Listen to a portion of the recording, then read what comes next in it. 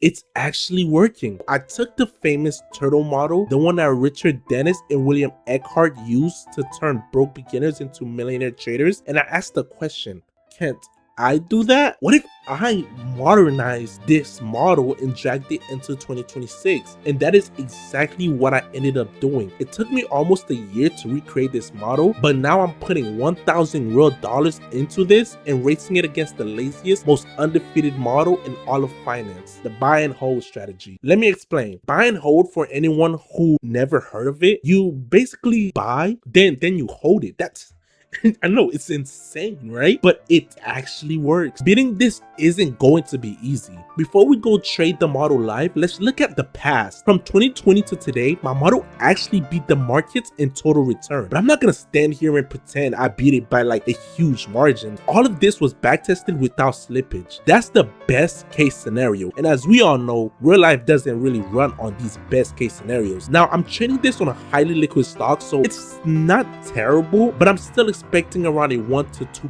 slippage. The second I factored that back, the gap closed. So it's basically a tie between the buy and hold in my strategy. Did I just fucking waste my year away? Well, I don't think so, because raw returns in general aren't the only part of a model. Look at this. Buy has these moments where it just falls off a cliff. Since 2020, it drew down over 20% multiple times. But my model, it didn't just survive them, it actually made money. What?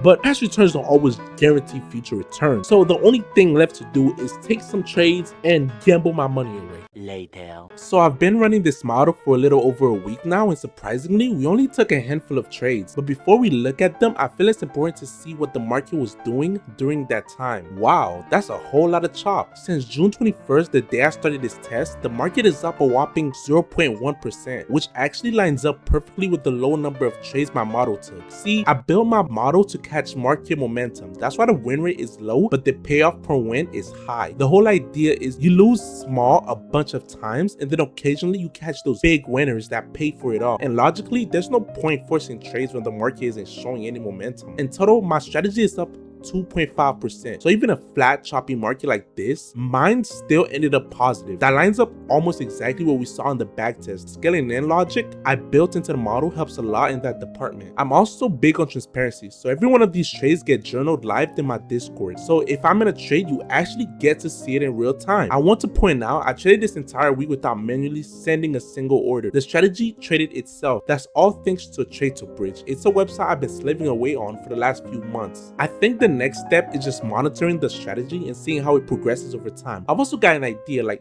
during creation and out of symbol testing, I focus mainly on leverage ETFs like TQQQ because of the high liquidity and volatility. But let's say I ran this on something like biotech, which can make absolutely insane moves in a short amount of time. Can this strategy handle something like that? Well, I don't know, but I feel like it'd be fun to just find out. And if you guys got any questions, suggestions, how I can make this even better, drop them in the comments. I know a lot of you are probably way smarter than I am, so it'd be nice to learn something new.